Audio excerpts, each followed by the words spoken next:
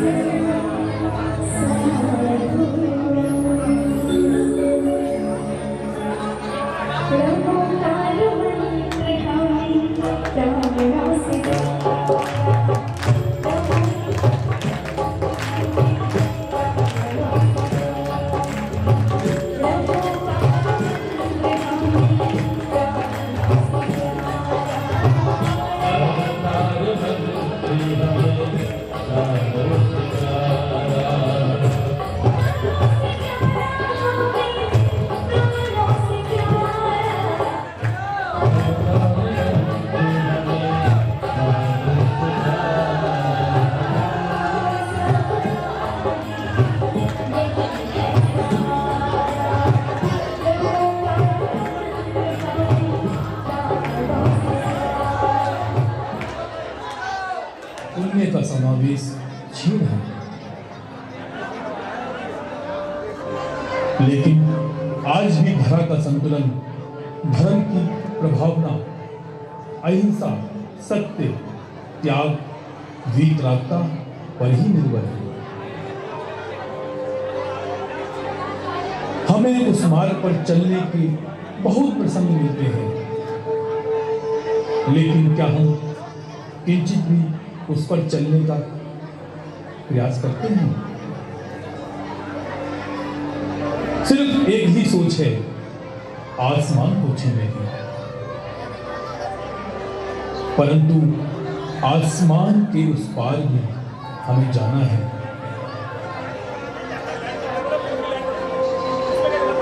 गृहस्थ जीवन में प्रवेश करते करते हिंसा, मूक पशुओं की चीत्कार के शब्दों को सुनकर अपने पथ बदल दिए और चल दिए उस ओर जहां दया, करुणा, सहानुभूति, सत्य, अहिंसा के अतिरिक्त और कुछ नहीं है। आओ अब हम आपको इतिहास के उस प्रसंग की ओर लिए चलते हैं जहां पर गृहस्थ जीवन में प्रवेश करने से पहले ही अपने रथ को वीतरागता की ओर मोड़ ले।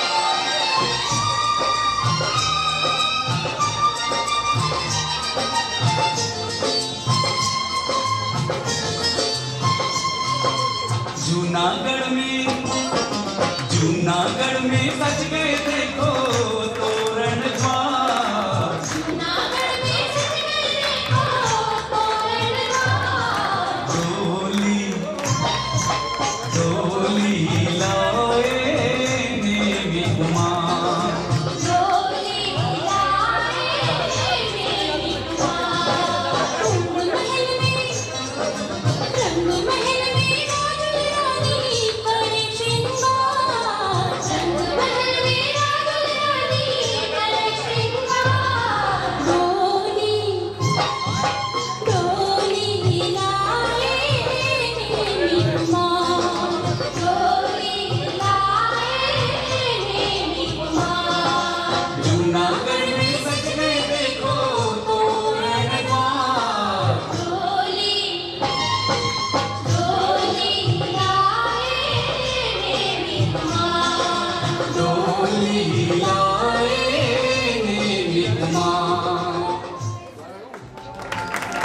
से लगभग 5000 वर्ष पहले जम्बूद्वीप के भरत क्षेत्र में कुशाग्र देश था, जिसमें इक्ष्वाक वंश के हरिवंश नामक प्रतापी शासक थे तथा हरिवंश से यदु नामक पुत्र हुए, जिनकी संतानें यदुवंशी कहलाईं।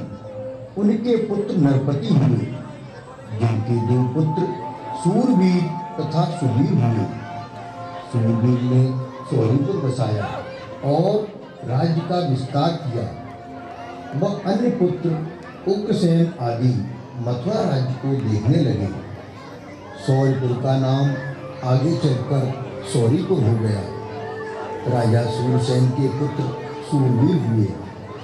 सूरवीर के 2 पुत्र हुए, अंधकवृष्टि और नरवृष्टि। अंधकवृष्टि के क्रमशः 10 पुत्र हुए।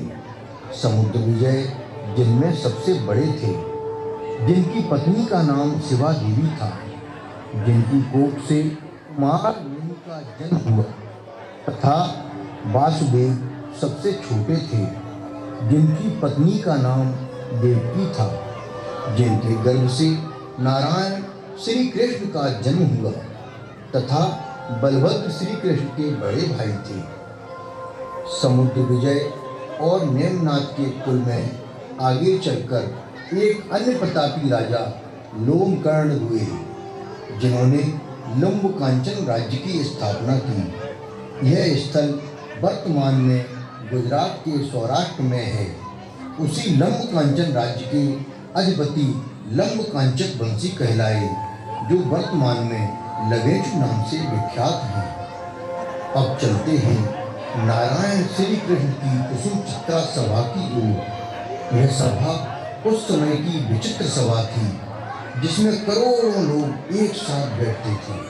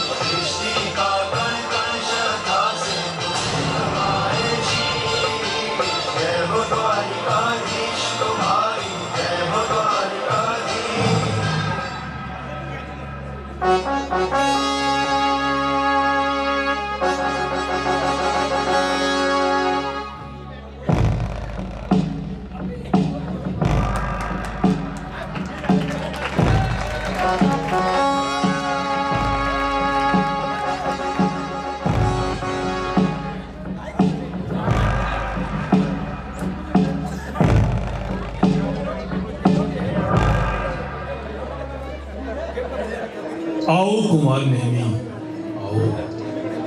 मैं तो काफी समय से राजकाज में इतना व्यस्त था कि आपसे मिल भी ना सका। चलो आज आप स्वयं आ गए हो, इस राजकाज को छोड़कर कुछ मनोरंजन ही करते हैं। अरे क्यों नहीं भैया, आप अग्रज हैं और राज सिंहासन पर विराजमान हैं। आपके साथ सत्संग में बड़ा आनंद आएगा। आज बलदाऊ भैया भी साथ में हैं, इसलिए आनंद और बढ़ जाएगा। बिल्कुल ठीक विचार है आपका। अब हम लोग आपस में शंका समाधान से मनोरंजन करते हैं। तो बताओ कुमार नेमी, प्रकृति, विकृति और संस्कृति क्या है? भैया, हम किसी शास्त्र की बात नहीं करते। हम तो अपनी यदुवंश की परंपरा को बताते हैं कि कमा के खाना प्रकृति है, छीन के खाना विकृति है और मिल बांट कर खाना संस्कृति है। धन्य हो नेमी, धन्य हो हमारे यदुवंश का अहोभाग्य, जो ऐसे रत्न हमारे कुल में पैदा हुए। बलदाऊ भैया, रत्न तो पत्थरों में होते हैं। मैं तो सजीव मानव हूँ और आपका लव भ्राता। कुमार नेमी, साधना के लिए हमें किन साधनों की आवश्यकता होती है? मेरे प्रिय अग्रज, साधना साधनों की मोहताज नहीं होती। वाह देवी वाह। मानव साधारण ईंट पत्थरों के मकान में निवास करते हैं तथा देवगण अतिशयकारी भवनों में रहते हैं। उन्हें नाना प्रकार के साधन सोचते ही उपलब्ध हो जाते हैं। तो कृपया समझाने का कष्ट करें कि इन दोनों में कौन श्रेष्ठ है। भ्राता श्री, घर तो पशु पक्षी भी बना लेते हैं, अपने इष्ट देव का घर मनुष्य ही बना पाता है, जिसे लोग मंदिर कहते हैं। इसीलिए सभी जीवों में मनुष्य ही श्रेष्ठ है। मोक्ष का द्वार मनुष्य योनि से ही मिलता है, इसलिए देवता भी मनुष्य योनि के लिए तरसते हैं।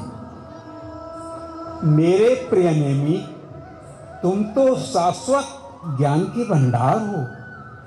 तुम जैसे कल्याणकारी जीव के हमारी यदुवंश में पैदा होने से हमारी विजय पताका चारों ओर फहरा रही है। चलो कुमार नेमी, अब यहाँ तो मनोरंजन बहुत हो गया।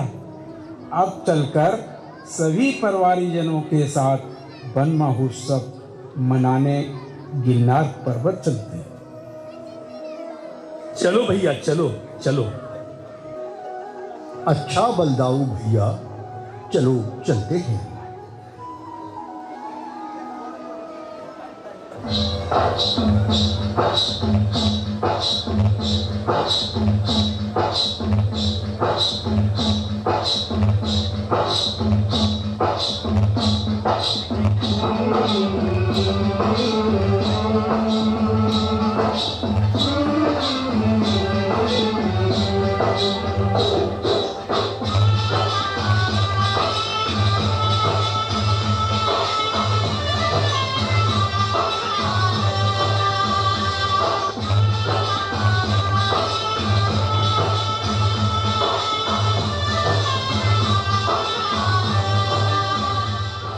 महाराज, हम सभी रानियां अपने प्रिय देवर नेमी कुमार के साथ जलक्रीड़ा पर जाना चाहते हैं।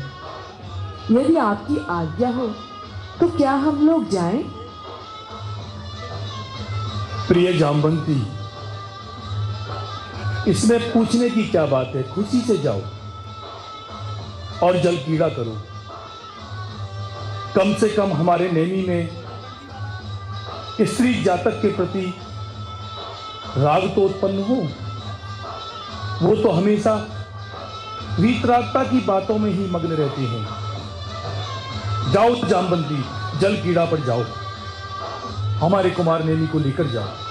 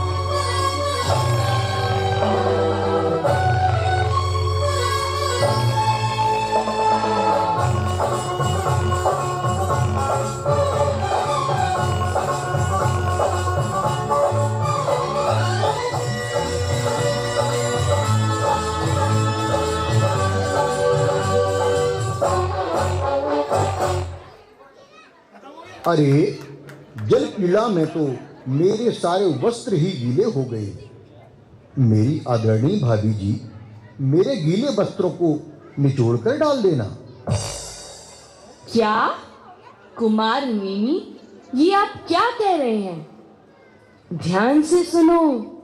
जिनके शरीर और मुकुट की मणियों की प्रभा करोड़ों सर्पों की मणियों की क्रांति मंडल से दुगनी हो जाती है, जो कौतुभ्य मणि से दीप्यमान है, जो महानाग शैया पर आरूढ़ हो, जब अपना पंचजन्य शंख फूंकते हैं, तब आकाश को व्याप्त करने वाला महाशब्द जगत को शब्दमान कर देता है, जो अत्यंत कठिन सारंग धनुष को प्रत्यंचा से युक्त करते हैं, जो समस्त राजाओं के स्वामी हैं और स्वयं में नारायण हैं, तथा जिनकी 16,000 सुंदर रानियां हैं, वे मेरे स्वामी हैं।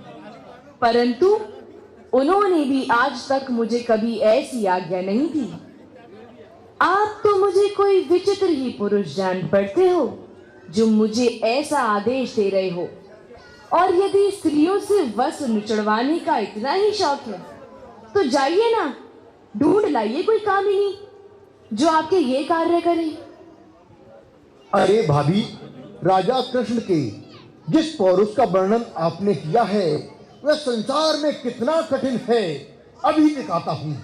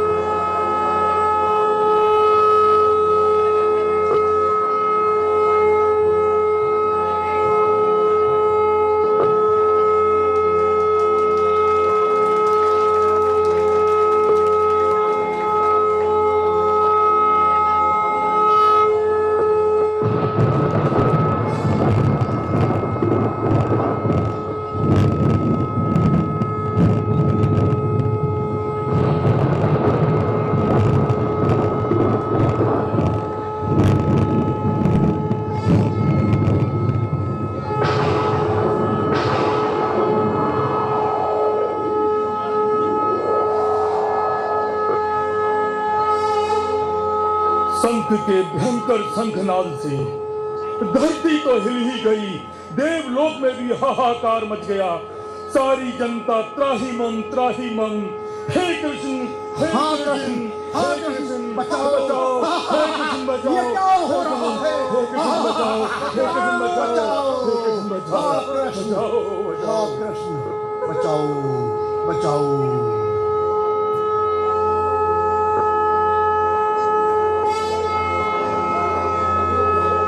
शांत नहीं, शांत, शांत नहीं, शांत, शांत।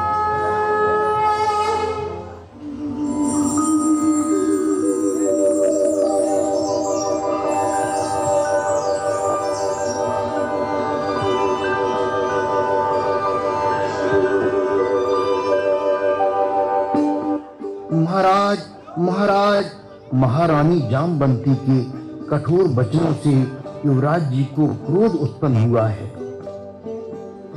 चलो जो भी हुआ,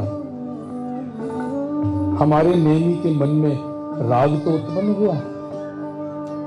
आज मन बड़ा प्रसन्न है।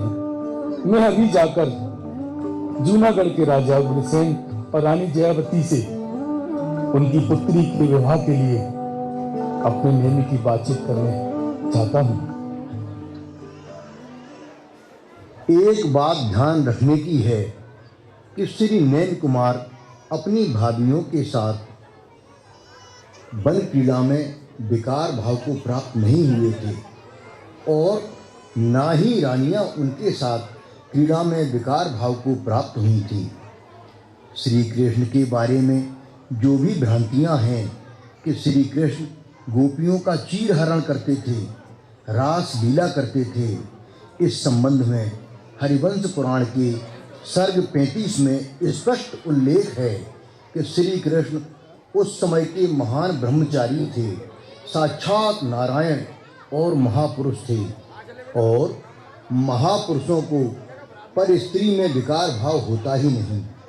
उनके 16,000 रानियां थीं। जो भी रानी उनका स्मरण करती थी तत्क्षण ही नारायण श्री कृष्ण को अपने निकट पाती थी। वे एक साथ 16,000 रानियों के साथ भिन्न भिन्न रूपों में विराजमान रहते थे। ब्रज भूमि के शिरोमणि द्वारिकाधीश श्री कृष्ण जी अपने अनुज नेमिनाथ का विवाह प्रस्ताव जूनागढ़ के राजा महाराजा उग्रसेन की सुपुत्री राजुल के लिए लेकर जाते हैं।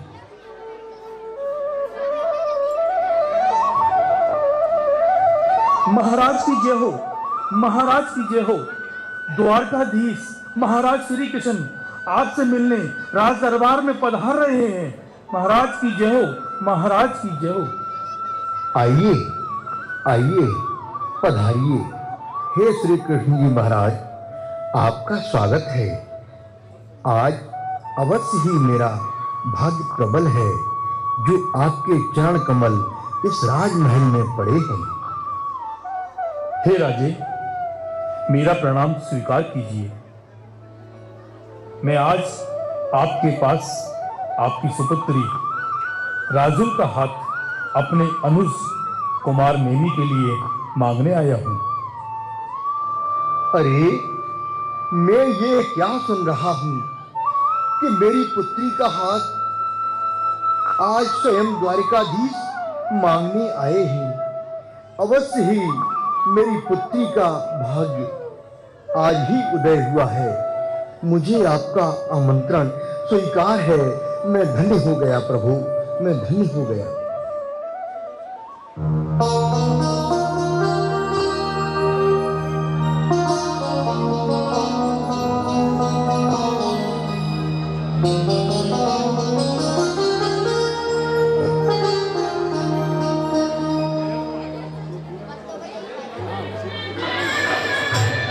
और राजुल के विवाह की तैयारियां जूनागढ़ में आरंभ करते हैं। राजमहल के अंदर तैयारियां चल रही हैं। सखी सहेलियां सभी मिलकर राजुल के संग हंसी ठिठोली कर रही हैं, श्रृंगार कर रही हैं, मेहंदी लगा रही हैं, हल्दी चंदन लगा रही हैं, ओटन लगा रही हैं। चलिए राजमहल में चलते हैं। जूनागढ़ में शादी की क्या माहौल है, आइए हम सब मिलकर इस माहौल का आनंद लेते हैं।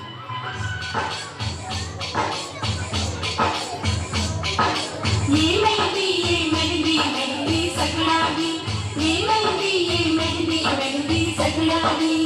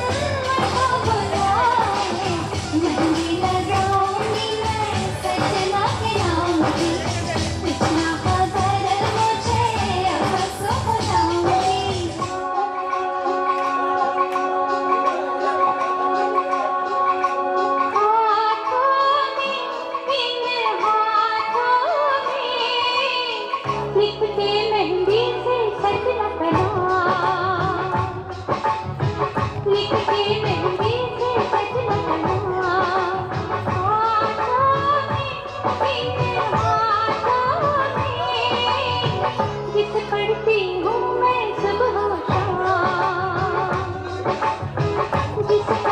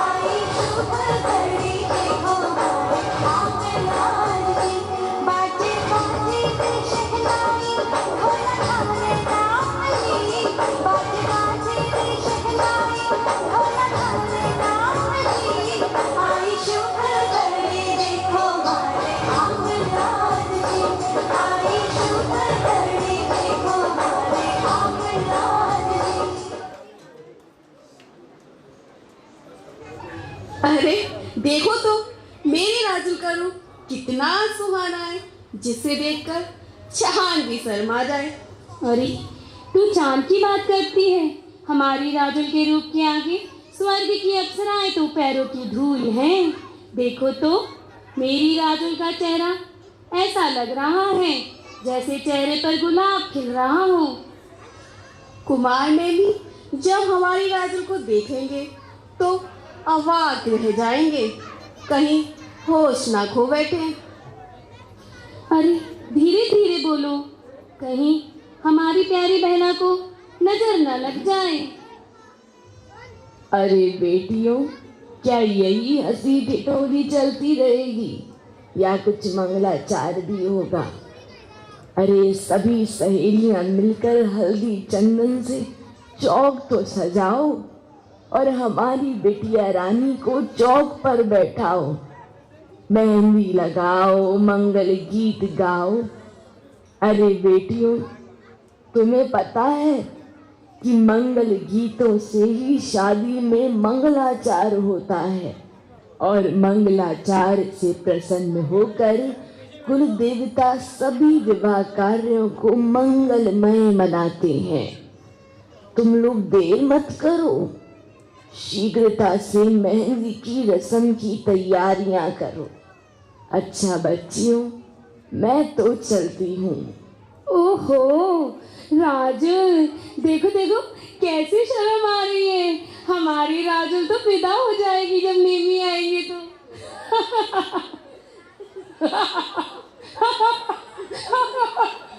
अरे कैसी सखियां हो तुम सब राजुल की। हाँ, हमारी राजुल ने आज सुबह से कुछ खाया पिया भी नहीं है। चलो चलो जाओ, मीठे मीठे मिष्ठान लेकर आओ और हमारी राजुल को अच्छे अच्छे मिष्ठान खिलवाओ। मेरी प्यारी बहनों, मुझे बिल्कुल भी भूख नहीं है।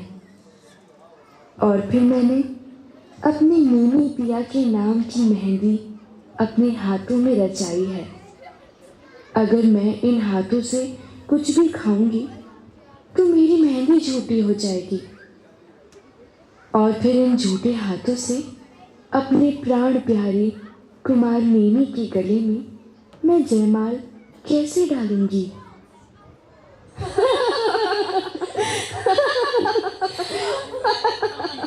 अरे सुनो सुनो, अभी तो राजुल को मेहंदी लगानी है, हल्दी लगानी है। हाँ, पता है मेहंदी का रंग जितना गहरा होता है पति उतना ही ज्यादा प्यार करने वाला होता है।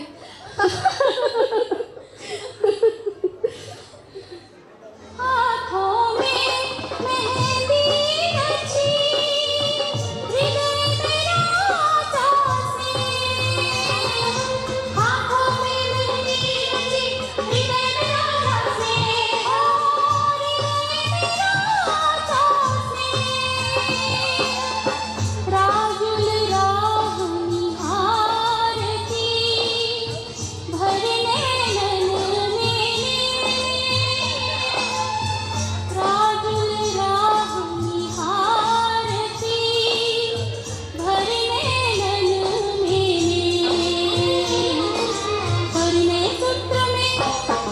करने सूत्र में गूंज रहे मंगलाचार।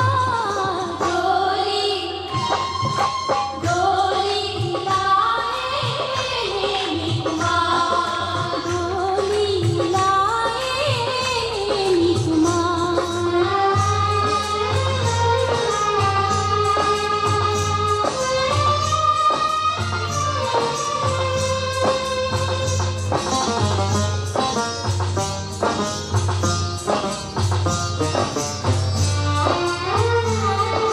जयमाला ले आओ, दी जयमाला ले आओ। जयमाला ले आओ, दी जयमाला ले आओ। नेमी राजुल ब्याहन आए, मेरी जयमाला ले आओ। नेमी राजुल ब्याहन आए, मेरी जयमाला ले आओ। रास रचाए चंद्रमा, रोशन है ये रात। रास रचाए चंद्रमा, रोशन रत्नों के रथ से सजी ये सुंदर बारात, रत्नों के रथ से सजी ये सुंदर बारात। गगन से बरसे झिरमिर झिरमिर प्रेम फुहार।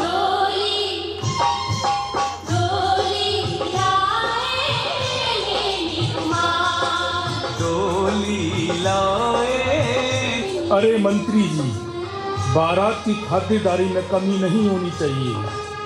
ये कोई छोटी मोटी बारात नहीं है, इसमें 56 करोड़ अकेले यदुवंशी ही हैं। बाकी और 3 खंडों के राजा और सेनाएं भी हैं। बारात का संचालन बड़ी बड़ी सेनाओं के साथ 3 खंड के स्वामी महाराज श्री कृष्ण स्वयं कर रहे हैं। और हमारा राज्य तो वैसे भी उन्हीं के अधीन है। वे हमारे स्वामी तो हैं ही, यदुवंश के कर्ता धर्ता भी वही हैं। इसलिए सारी बारात की व्यवस्था अनेक विभागों में बांटकर बड़े ही उत्तम ढंग से होनी चाहिए। जो आज्ञा महाराज, ऐसा ही होगा।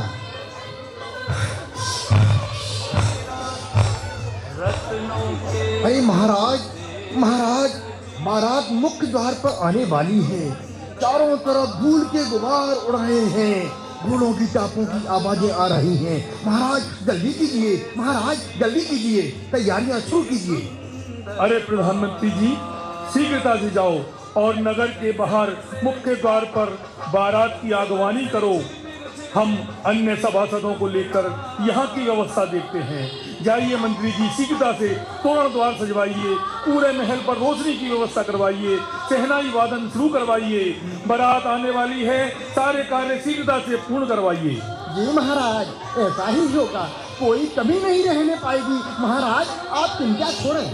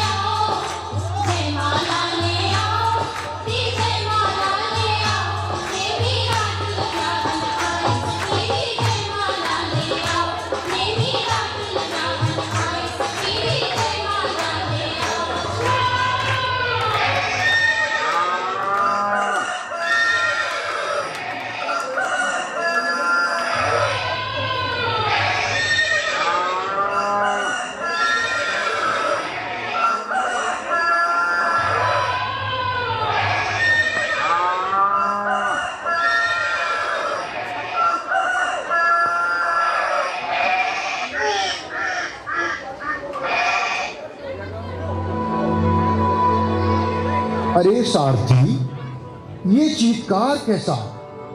ये पशुओं की चीखने की आवाजें कहाँ से आ रही हैं? क्या कोई अनहोनी या अशुभ संकेत तो नहीं?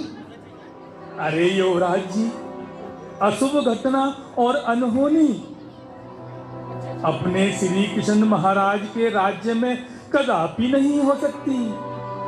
56 करोड़ यदुवंशी राजे और महाराजे बारात में आए हैं। उनके स्वादिष्ट भोजन के लिए इन पशुओं को बांध कर रखा गया है।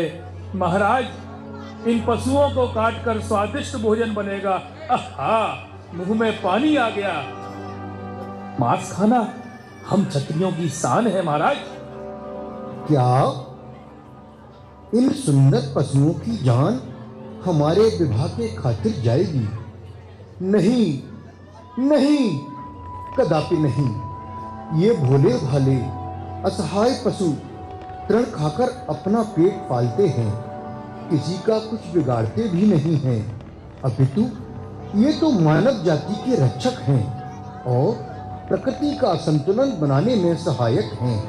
वैसे भी मानव जाति की प्रवृत्ति तो शाकाहारी है, क्योंकि जो जीव सांस के द्वारा पानी पीते हैं वे शाकाहारी हैं। जो जीव जिह्वा के द्वारा पानी पीते हैं वे मांसाहारी की श्रेणी में आते हैं। हम लोग इन भोले भाले पशुओं का भक्षण कैसे कर सकते हैं? नहीं, हरगिज नहीं, नहीं।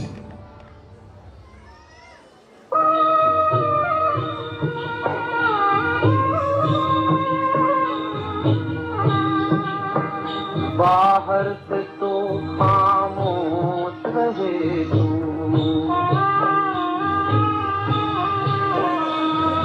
बाहर से तो खामोश रहे तू, भीतर भीतर रोए रे, ये भीतर भीतर रोए, तेरा दर्द न जाने को।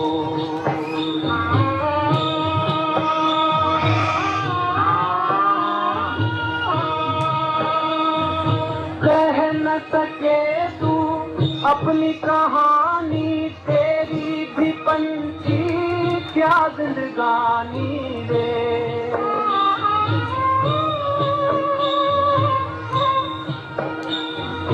कह न सके तू अपनी कहानी, तेरी भी पंछी क्या जिंदगानी रे। विधि ने तेरी कथा लिखी, आंसू में कलम डुबोए, तेरा दर्द न जाने कोई, तेरा दर्द न जाने कोई।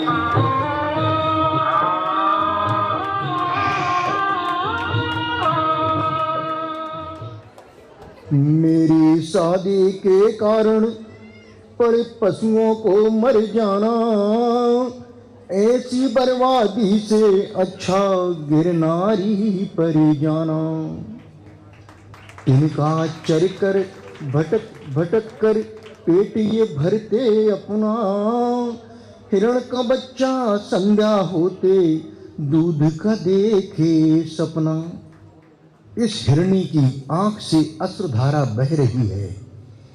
ये जब हमारी भोजन बन जाएगी तो बेचारा हिरणी का बच्चा अपनी माँ के दूध की आस में संध्या काल में राह देखकर भूखा मर जाएगा।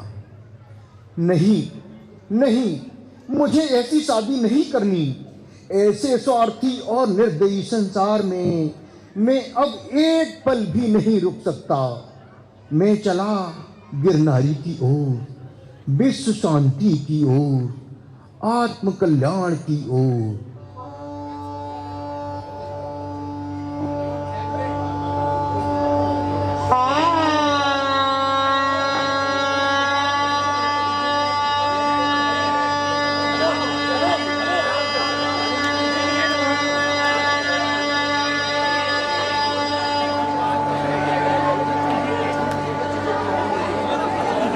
महाराज, महाराज, ये क्या हो रहा है? बारात दरवाजे से लौटकर जा रही है। 56 करोड़ यदुवंशी वो भी नेमी के पीछे पीछे चल दिए। महाराज, हमारी राजकुमारी का क्या होगा? महाराज कुछ तो करो, महाराज कुछ तो करो, रोको इनको महाराज, राजमहलों में कोहराम मच जाएगा। महाराज, महाराज रोको इनको। हे विधाता, ये क्या हो रहा है? ये कैसा वज्रपात है? अभी सहनाई से सारा वातावरण गूंज रहा था, अब चारों ओर सन्नाटा ही सन्नाटा।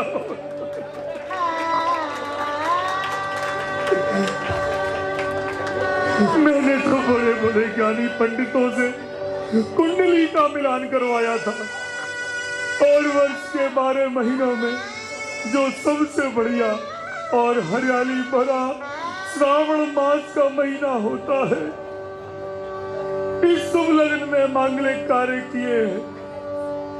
ये कैसी अनहोनी हो रही है? मेरी प्यारी राजुल राजमहल में मेहंदी लगाए बैठी है, अभी उसके हाथ पीले नहीं हुए और कुमार ने भी दरवाजे से बारात लेकर जा रहे हैं। हे प्रभु, कैसा न्याय मेरे साथ हो रहा है। हे प्रभु, कैसा न्याय मेरे साथ हो रहा है।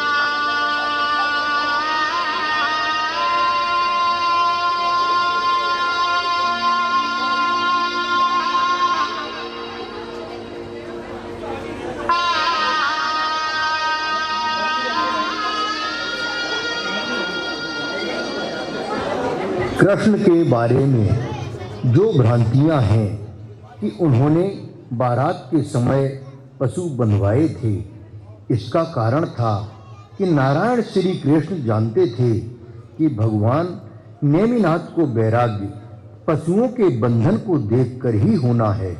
इसलिए उन्होंने यह नाटक रचा था। पशुओं को बांधने का आशय यह नहीं था कि उनके यहाँ मांसाहार होता था।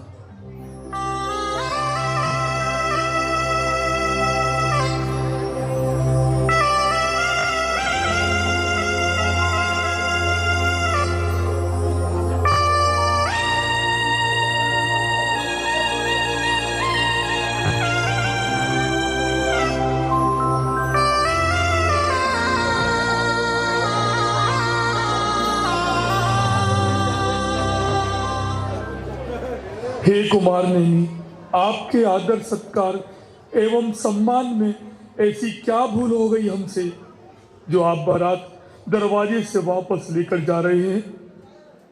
बारातियों के स्वागत सम्मान के लिए राजमहल में कितनी तैयारियां कर रखी हैं। पूरे राज्य की एक एक गली सजी हुई है। हमारे पक्ष के आगंतुक राजे महाराजे समस्त नाते रिश्तेदार क्या सोचेंगे। सभी के नजरों में हमारा सम्मान धूल में मिल जाएगा। एक पिता होने के नाते ये राज मुकुट आपके चरणों में रखता हूं। कुमार नेमी, ये बारात वापस लेकर मत जाइए। किस अनर्थ की बात करते हो हे राजे? क्या इन मूक पशुओं का क्रंदन आप नहीं सुन रहे हैं? इनकी चीत्कार आपके हृदय को विचलित नहीं करती है? एक एक शावक अपनी माँ को निहारते हुए अपने जीवन की भीख मांग रहे हैं। हे माँ, हमें बचा लो। परंतु माँ विचलित है, मजबूर है, क्योंकि वो बंधी हुई है। जरा सोचो राजे, जब एक मनुष्य का बच्चा रोता है तो माँ उसे आंचल में छुपा लेती है, और यहाँ तो सैकड़ों शावक मातृत्व के लिए बिलख रहे हैं, रो रहे हैं, आंखों में आंसू भरे हुए हैं। उनकी पीड़ा और दर्द को पहचानो, महसूस करो राजन, महसूस करो। नेमी, ये बाड़े में बंधे हुए पशु विभिन्न देशों के राजे महाराजे आए हुए हैं, उनके भोजन के लिए रखे गए। लेकिन इसमें मेरा और मेरी राजुल का तो कोई दोष नहीं है। फिर आप हमें ऐसे छोड़कर क्यों जा रहे हैं? राजन, मैं नहीं कहता कि इसमें आपका दोष है। दोषी तो मैं हूँ, क्योंकि विवाह तो मेरा है। मेरे ही विवाह के उपलक्ष्य में इन निरीह पशुओं की बलि दी जाएगी। आपके यहाँ पधारे दूर दूर से आए राजे महाराजे व आगंतुकों के सिर्फ स्वाद के लिए इन पशुओं को अपने प्राण गंवाने पड़ेंगे। इस घनघोर पाप में शामिल होना ही मेरे लिए समान है। अहिंसा की इस पावन भूमि पर अनेकों तीर्थंकरों व धर्म अनुयायियों ने जन्म लेकर पावन कर दिया।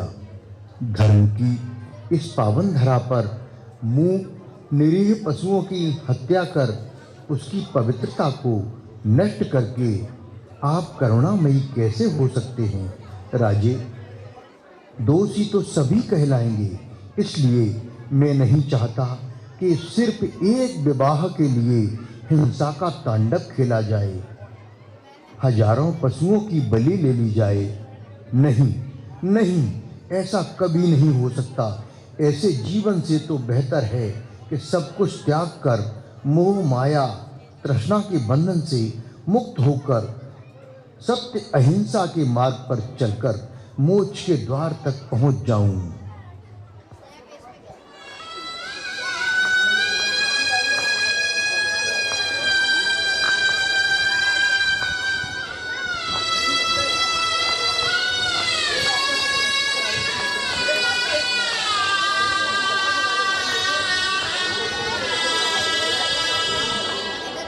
राजुल, राजुल, राजुल, हमें कुछ अनहोनी सी लग रही है। राजुल, बारात राजमहल से वापस आ रही है क्या? और कुमार नेमी ने अपना रथ गिरनार की ओर मोड़ लिया है। महाराज उनसे बहुत विनय कर रहे हैं, पर कुमार नेमी अपनी बात पर अड़े हैं। ये क्या होने वाला है? ये क्या हो रहा है? ये क्या हुआ? स्वागत की सभी तैयारियां रुक गई हैं। राजुल, बड़ा अनर्थ लग रहा है। सखी, ऐसा क्या हुआ है? मेरे नेमी हमें छोड़कर ऐसे नहीं जा सकते। नहीं, ऐसा नहीं हो सकता। नहीं हो सकता ऐसा नहीं हो सकता।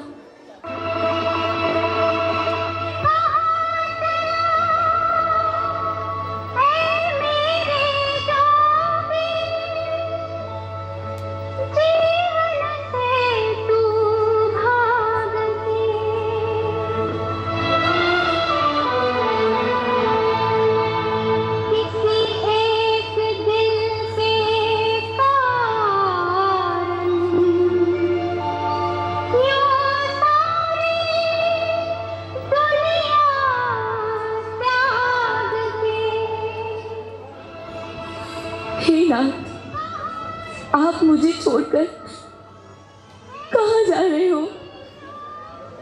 मैंने तो आपसे कई जन्मों की प्रीति लगाई है। इस संसार में मैं किसके सहारे जीऊंगी नाथ?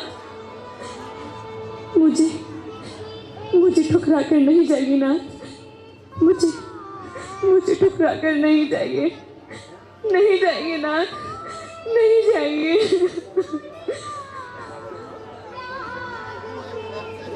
हे राजकुमारी, हम तो आपको अपनी जीवन संगिनी ही बनाने आए थे, इस निश्चल भावना के साथ कि हमारा और आपका साथ अटूट बंधन के साथ भवों तक जीवित रहेगा। परंतु समय को एक करवट में ही संपूर्ण परिदृश्य बदल दिया। हमें ऐसा लग रहा है कि हमारे जीवन में ममतामयी करुणा का नया सवेरा हुआ है। हे स्वामी, फिर क्यों न मुझे अपनी सुबह की किरण बन जाने दीजिए। मैं पथगामी बनकर आपके पथ के समस्त अंधकार को दूर कर दूंगी। हे देवी, मैं जानता हूँ कि आप मेरे दुख सुख में बराबर की साझीदार रहेंगी, मेरे अंधकारों में रोशनी भर देंगी। परंतु क्या स्वामी?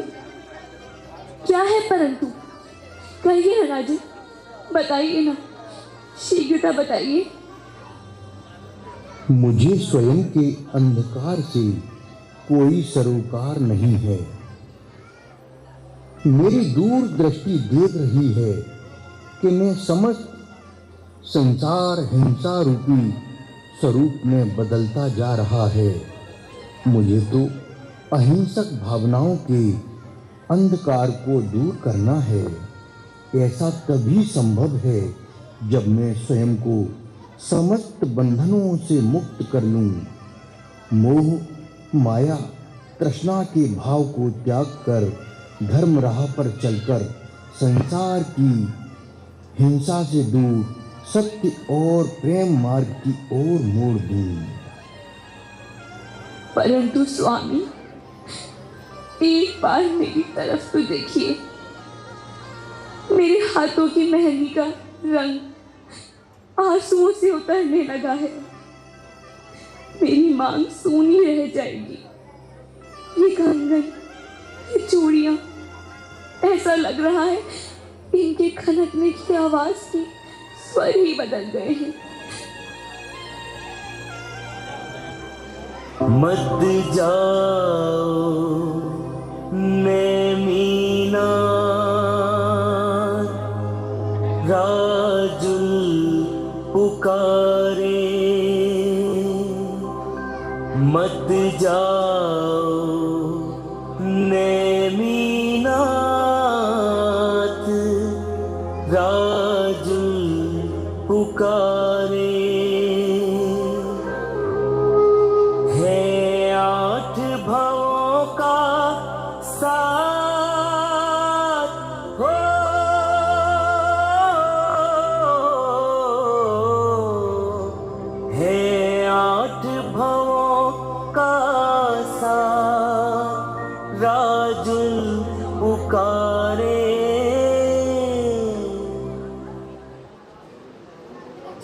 हे स्वामी, अपना फैसला, स्वामी अपना अपना निर्णय बदल दीजिए ना स्वामी, बदल दीजिए ना, बदल दीजिए स्वामी, बदल दीजिए अपने निर्णय को।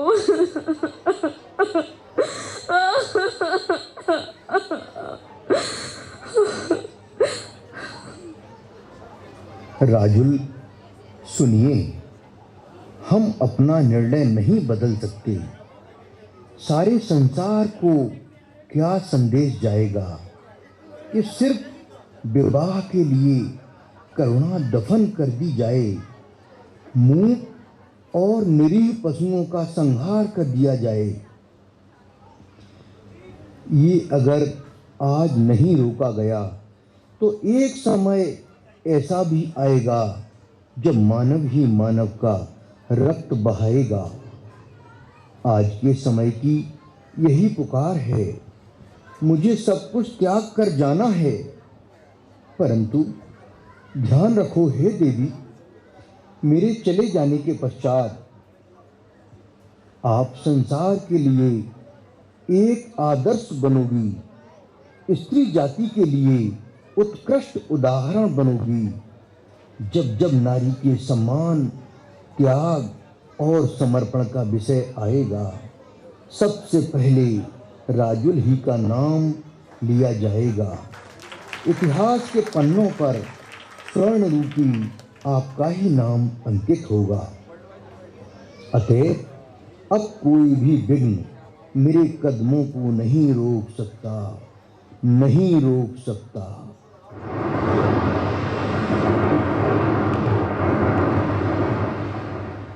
तो ठीक है, हे शिरोमणि, जगत के स्वामी नेमिनाथ, मैं आपको सादर नमन करती हूँ, लेकिन मेरी भी एक आखिरी विनती स्वीकार कर लीजिए। बोलिए राजुल, क्या कहना चाहती हैं आप? मैं भी अपना सर्वत्र त्याग कर आपके ही मार्ग पर चलूंगी।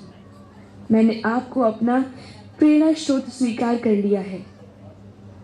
आपके पद चिन्हों पर ही चलकर त्याग, अहिंसा और सत्यता का अनुसरण करूंगी।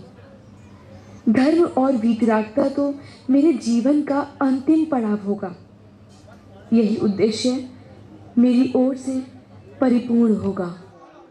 जिस पथ पे चले मेरे पिया, उस पथ पे जाऊंगी।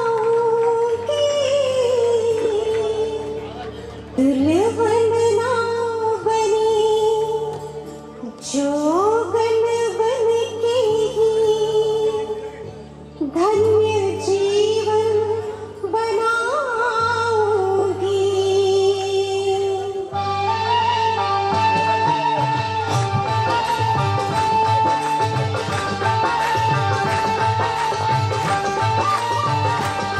जिस पथ पे चले मेरे नैनी पिया, जिस पथ पे चले मेरे नैनी पिया, उस पथ पे ही जाऊंगी।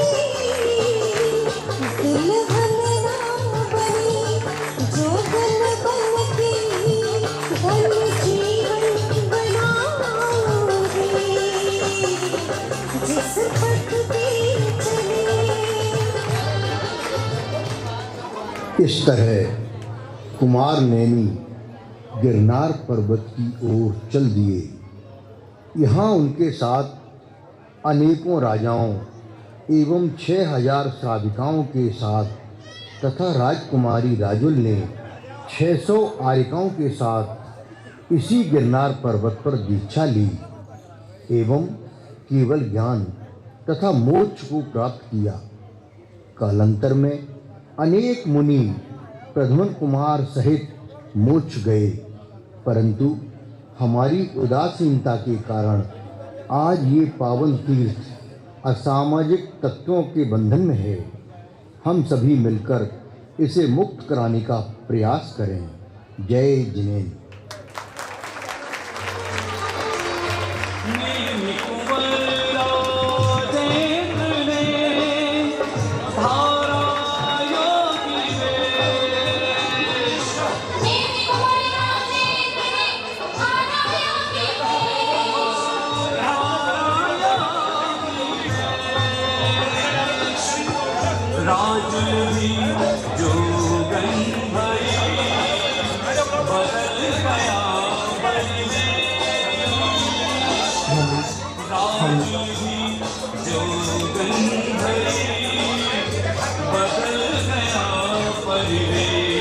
देखिए, बच्चों के प्रयास के लिए 2 मिनट और इंतजार कीजिएगा।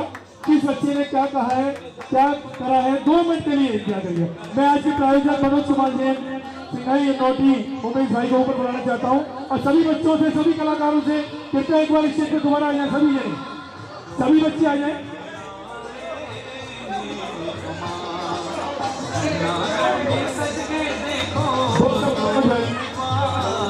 दोस्तों, मनोज भाई, आज आपका नाटक कैसा लगा? 2 मिनट के लिए बताइए। बहुत ही सुंदर, बहुत ही बढ़िया, और ऐसे कार्यक्रम होने चाहिए। धन्यवाद।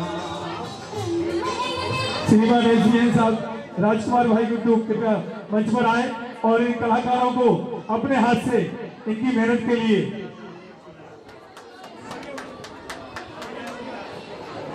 इतना सुंदर प्रदर्शन और बहुत ही मार्मिक ढंग से प्रस्तुत किया गया। इसके लिए बधाई के बाद ये सारे बच्चे तो हैं ही, बहुत बहुत हर बच्चे ने, जैसे शोले फिल्म आई थी ना, उसमें हर कलाकार ने बढ़िया काम किया था। इसी तरह से इस नाटक का है, हर बच्चे ने अपना अपना रोल बहुत बढ़िया ढंग से प्रस्तुत किया है। खासतौर से मेमनाथ, राजुल और ये सब बच्चे, इन्हें बहुत सुंदर प्रदर्शन किया, बहुत अच्छा प्रदर्शन रहा। और इसमें डायरेक्टर जो निर्देशक हैं मुकेश कुमार जी रपड़िया जी, मैं इनको बहुत बहुत आशीर्वाद देता हूँ। और अनिल बाबू अहिंसा, इन्होंने पटकथा लिखी, और बहुत बहुत मुबारक हो, बहुत बहुत धन्यवाद। प्रोफेसर समिति की ओर से धन्यवाद, मंदिर समिति की ओर से धन्यवाद, और साथ साथ ट्रस्ट की ओर से भी धन्यवाद। Thank you. एक एक करके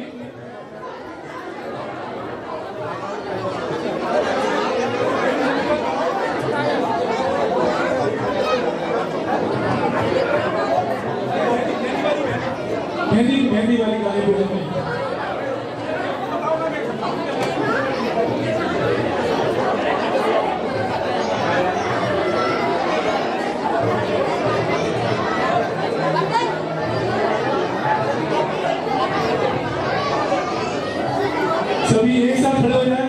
भैया फोटोग्राफर सबकी एक साथ फोटो ले लेंगे, सारे कलाकारों की एक साथ। बहुत मेहनत करी है इन लोगों ने।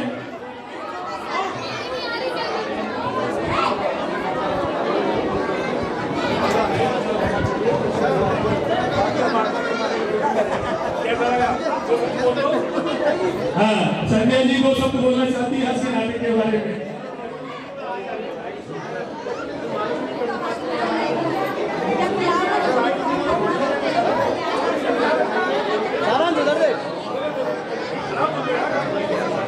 बोलो वासनाथ भगवान की जय।